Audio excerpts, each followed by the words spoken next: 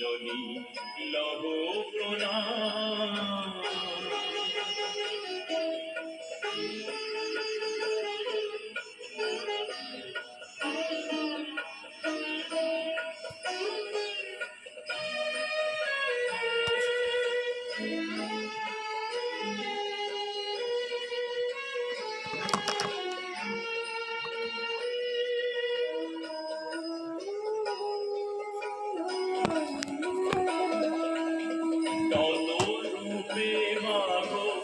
তুমি বিরাজিলে জগধাত্রী রূপে আর দুর্গা সাজিলে।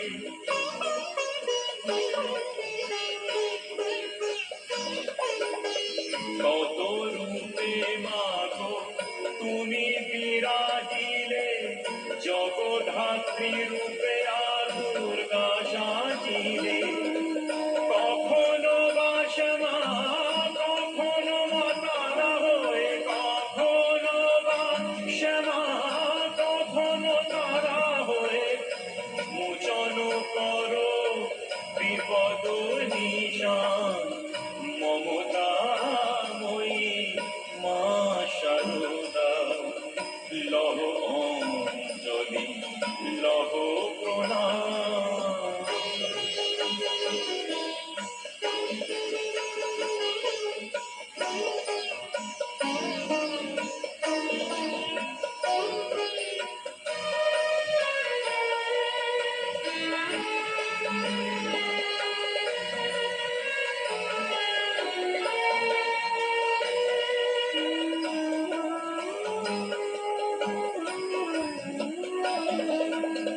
জয়রাম পাটির মাটি চন্দন সমান, অন্য ধরণী আর অন্য সন্তান।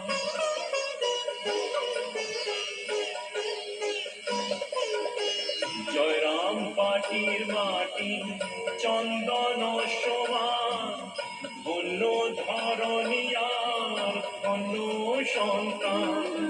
কত মহিমায় ধরণীতে এসে, কত মহিমায় ধরণীতে এসে পুরালে ভক্ত মনুষা। মমতাময়ী মা শারদা লহ অঞ্জলি লহ প্রণাম। তুমি করুণাময়ী কৃপাময়ী মাগো, তুমি করুণাময়ী কৃপাময়ী মাগো, বিপদ নাশিনী অভয়দায়িনী অন্তরে থাকো অবিরাম। মমতাময়ী মা শারদা লহ অঞ্জলি লহ প্রণাম। মমতাময়ী মা শারদা লহ অঞ্জলি লহ প্রণাম। কেমন লাগছে কালী কথা? আপনার মতামত আমাদের জানান হোয়াটসঅ্যাপ করে 7890983983 নম্বরে। আর শুনতে থাকুন কালী কথা 98.3 মির্চিতে। শ্যামা নামের লাগলো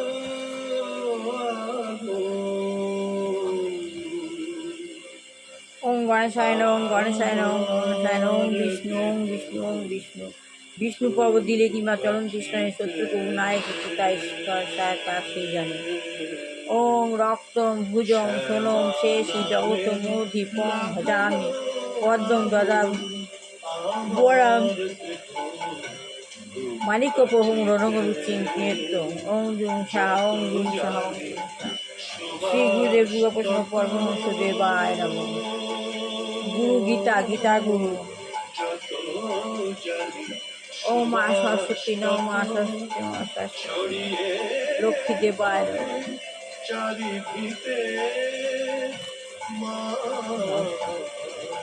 আমি আত্মজ্ঞান লাভের পন্থা বইটা পড়ছি, গীতা পড়ছি যা।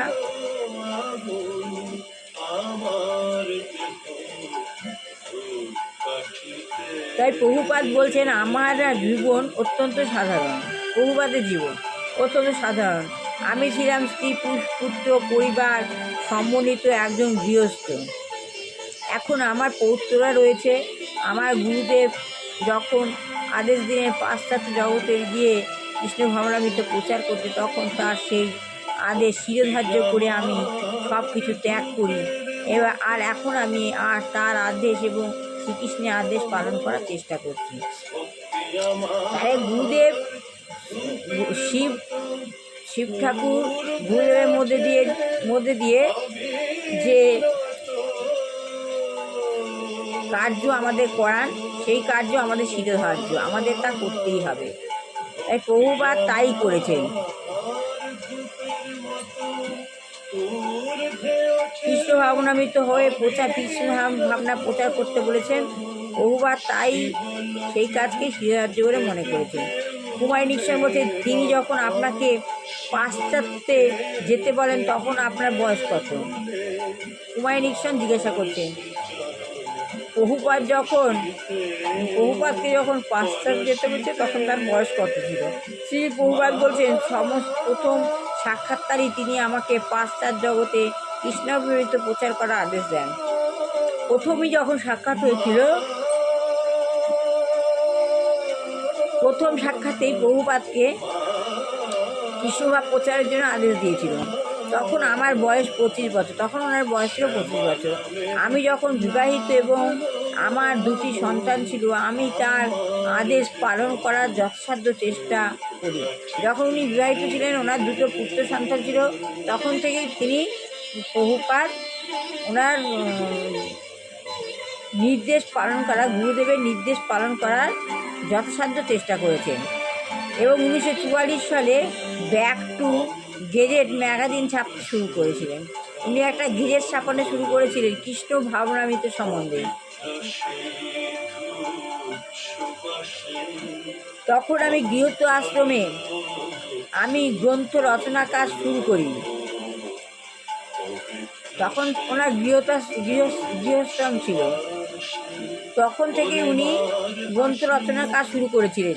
1959 সালে গৃহস্থ জীবন থেকে অবসর গ্রহণ করার পর 1965 সালে আমি মার্কিন যুক্তরাষ্ট্রে আসি। তাহলে গৃহস্থ জীবন যখন শেষ করার পর গৃহস্থ জীবন শেষ করানো অবসর গ্রহণ করেছেন। অবসর গ্রহণ পর 1965 সালে মার্কিন যুক্তরাষ্ট্রে এসেছিলেন।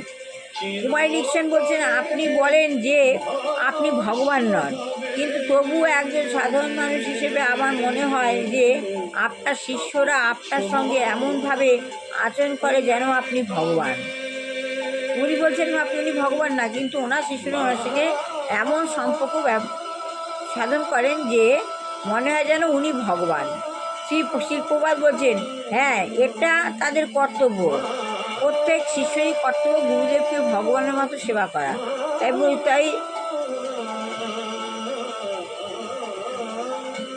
তাই প্রভুপাদ বলছেন, হ্যাঁ, এটা তাদের কর্তব্য। গুরুকে শিষ্যরা ভগবানের মতো দেখবে, এটাই তো কর্তব্য। যেহেতু তাদের গুরুদেব ভগবানের আদেশ পালন করেছেন, তাই তাকে ভগবানের মতোই সম্মান করতে হয়। যেহেতু তাদের গুরুদেব ভগবানের আদেশ পালন করেছেন, ভগবান তো গুরুদেবের মধ্যে দিয়েই করান। যেহেতু তার গুরুদেব ভগবানের আদেশ পালন করেছেন, তাই তাকে ভগবানের মতোই সম্মান করতে হবে। ঠিক যেমন একজন সরকারি কর্মচারীকে সরকারের মতোই সম্মান করতে হয়, সরকারের মতোই সম্মান করতে হয়। কেননা তিনি সরকারের আদেশ পালন করেন, কেননা তিনি সরকারের কাজ করেন। একজন সাধারণ পুলিশও যদি আপনার কাছে আসে, তখন আপনার তাকে সম্মান দেখানো উচিত। একটা পুলিশ যদি আপনার কাছে থাকে, তখন তাকে সম্মান দেখানো উচিত। কেননা সে হচ্ছে সরকারের লোক,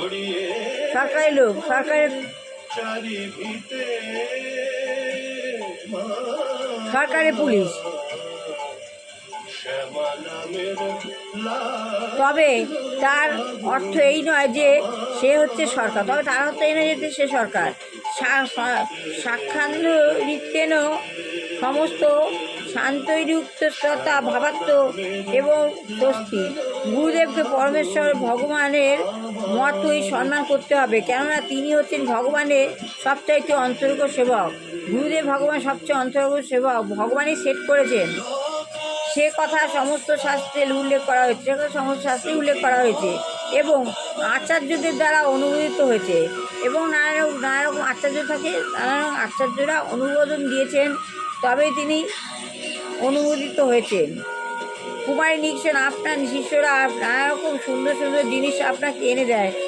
যেমন আপনি বিমানবন্দর থেকে এলেন একটা খুব সুন্দর দামি গাড়িতে চড়ে, তাহলে শিষ্যরা গুরুদেবকে খুব সুন্দর সুন্দর জিনিস দেন।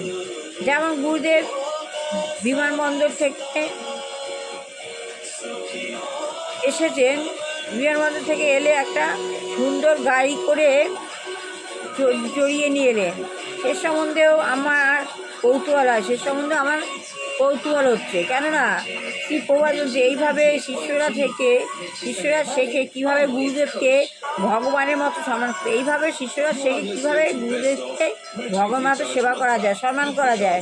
আপনি যদি সরকারের প্রতিনিধিকে সরকারের মতো সম্মান করেন, আপনি যদি সরকার প্রতিনিধি সরকারের মতো সম্মান করেন, তাহলে আপনাকে তার সঙ্গে যথাযথভাবে আচরণ করতে হবে। আপনি যদি গুরুদেবকে ভগবানের মতো শ্রদ্ধা করেন, তাহলে ভগবানের আপনি যা নিবেদন করেন, তাহলে ভগবানকে আপনি যা নিবেদন করেন তাও তাকে নিবেদন করতে হয়। তারপরে আপনি যদি গুরুদেবকে ভগবানের মতো শ্রদ্ধা করেন, তাহলে ভগবানকে আপনি যা নিবেদন করেন তাকেও নিবেদন করতে হয়। ভগবানকে তুমি যা নিবেদন করবে, গুরুদেবকেও তাই নিবেদন করতে হয়। ভগবান সোনার রথে চড়ে ভ্রমণ করেন। শিষ্যরা যদি গুরুদেবকে একটা সাধারণ গাড়ি নিবেদন করে, তাহলে সেটা যথেষ্ট নয়। ভগবান সোনার রথে চড়ে ভ্রমণ করেন, তার শিষ্যরা যদি তাকে গুরুদেবকে একটা গাড়ি চালিয়ে গাড়ি নিবেদন করে, তাহলে সেটা যথেষ্ট নয়।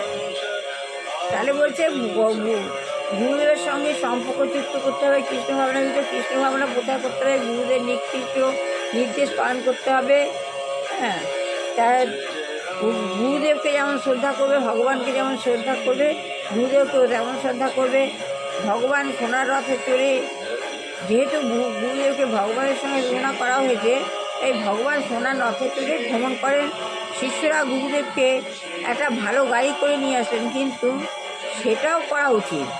গুরুদেবকেও সোনার রথে ভ্রমণ করানোর চেষ্টা করা উচিত, কেননা গুরুদেবকে ভগবানের মতো সেবা করতে হয়, গুরুদেবকে ভগবানের মতো সেবা করতে হয়। কিন্তু ভগবান যদি আপনার বাড়িতে আসেন, তাহলে কি আপনি তাকে একটা সাধারণ গাড়িতে করে আনবেন? ভগবান যদি আপনার বাড়িতে আসেন, তাহলে আপনি একটা সাধারণ গাড়িতে করে আনবেন, নাকি এটা সোনার গাড়িতে করে আনবেন, নাকি একটা সোনার গাড়িতে করে আনবেন? এই প্রশ্নটা আগামী দিন পড়ে জানাবো। আমি এখন শেষ করলাম। ভালো লাগে লাইক শেয়ার কমেন্ট অবশ্যই করবেন। আত্মজ্ঞান লাভের পন্থা বইটা ভালোভাবে শুনবেন। আপনাদের আত্মজ্ঞান লাভ করতে হবে, আত্মজ্ঞান লাভ হলেই আমাদের জীবনের সার্থক। আমরা কীভাবে পর্ব যাব, সেটা আমাদের পথটা ক্লিয়ার করে ফেলা। সবাই ভালো হোক, কল্যাণ হোক, মঙ্গল হোক, উচ্চ বাচ্চা ভালো করে পড়াশোনা করুক, সেটাই বিবাহ যোগ্য ছেলে বিবাহ হোক, চাকরি যোগ্য ছেলে চাকরি হোক, এই বলে আমি ভাবছি। লাইক শেয়ার কমেন্ট অবশ্যই করবেন। গীতা গীতা গীতা। আমি এইভাবে গুরু হিসেবে সঙ্গ করি, এটাই আমার উদ্দেশ্য হলো। আমি সঙ্গ করি, আমি এটাই প্রচার করার গুরুদের সঙ্গ আমি করি।